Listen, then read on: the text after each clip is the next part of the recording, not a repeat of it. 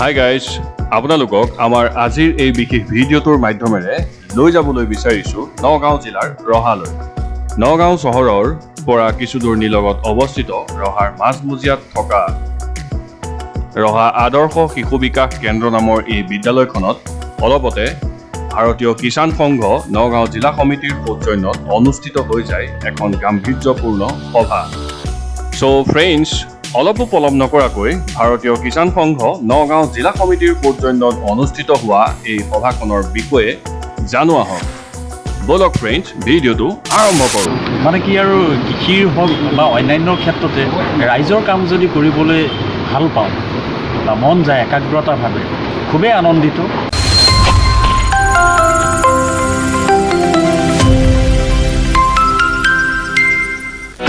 নমস্কাৰ বন্ধুসকল, গেংৱে and clip প্ৰেজেন্সৰ দ্বাৰা প্ৰযোজিত আমাৰ এই ইউটিউব চেনেল নলেজ এণ্ড এভৰিথিঙলৈ আপোনাক স্বাগতম জনাইছোঁ। আমাৰ এই ইউটিউব চেনেলত আপুনি উপভোগ কৰিব পাৰিব entertainment, funny, nature, technical, job related and historical ভিডিঅ'সমূহ। আপুনি আমাৰ এই ভিডিঅ' উপভোগ কৰি নিজকে এডভান্স মোডত ৰাখিবৰ বাবে অনুৰোধ কৰিছোঁ ভিডিঅ'টোক লাইক কৰিব, বন্ধুৰ মাজত শ্বেয়াৰ কৰিব। ভিডিঅ'টো চোৱাৰ আগে আৰু যদি আমাৰ এই চেনেলটো ছাবস্ক্ৰাইব কৰা নাই তেনেহ'লে ছাবস্ক্ৰাইব কৰি বেল আইকনটো নিশ্চয় প্ৰেছ কৰিব। ভাৰতীয় কিষাণ সংঘ নগাঁও জিলা সমিতিৰ সৌজন্যত ৰহা আদৰ্শ শিশু বিকাশ কেন্দ্ৰত অনুষ্ঠিত হোৱা এই সভাখনত ভাৰতীয় কিষাণ সংঘ ৰহাৰ ব্লক মণ্ডল কমিটি গঠন কৰা হয়।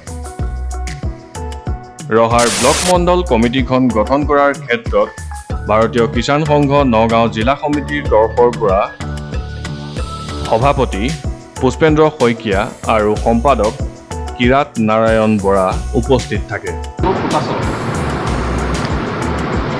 আৰু তাৰ পৰাই আজি গোটেই ভাৰতত 30 লাখৰ অধিক সদস্য আছে। আৰু এই সংগঠনটোৰ লক্ষ্য উদ্দেশ্য আছিলে এটাই যে প্ৰথমে আমি স্বাৱলম্বী কৰিব লাগিব।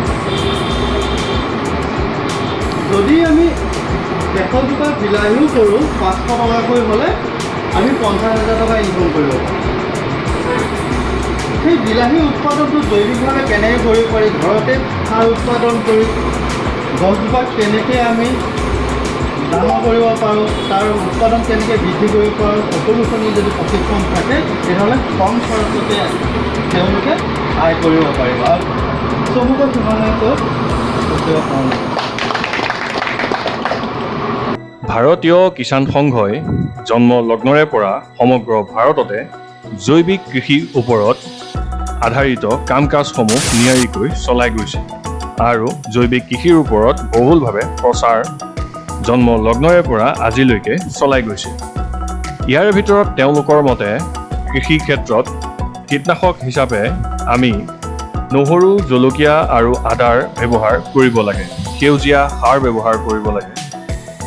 ইয়াৰোপৰি সেউজীয়া সাৰ এজলাৰ খেতি আৰু প্ৰয়োগ পদ্ধতি এই সন্দৰ্ভতো তেওঁলোকে বহুলভাৱে ব্যাখ্যা আগবঢ়াই আহিছে।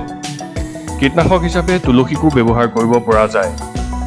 জীৱাণু সাৰ কেনেদৰে প্ৰস্তুত কৰিব পাৰি বা জীৱাণু সাৰ কাক কোৱা হয়, জৈৱিক পদ্ধতিৰে শস্যৰ বীজ শোধন ইত্যাদিৰ ওপৰত তেওঁলোকে বহুলভাৱে চৰ্চা চলাই আহিছে।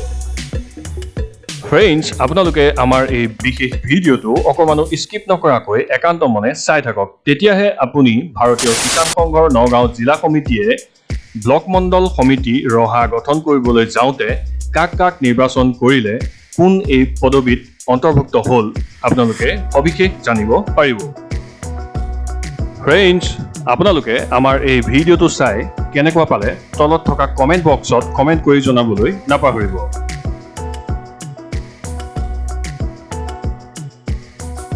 ভাৰতীয় কিষাণ সংঘ ৰহা ব্লক মণ্ডল সমিতিত নৱনিৰ্বাচিত পদবীধাৰীসকল এনেধৰণৰ: প্ৰেছিডেণ্ট হিমাংশু টেকাৰজা, যুটীয়াভাৱে ভাইচ প্ৰেছিডেণ্ট প্ৰাগ কুমাৰ বনিয়া, গৌৰী জেনা, জেনেৰেল ছেক্ৰেটেৰী পূৰ্ণানন্দ হাজৰিকা, যুটীয়াভাৱে অৰ্গেনিক এগ্ৰি ডেপুটি হেড অনন্ত সেনাপতি আৰু পাৰুল শইকীয়া।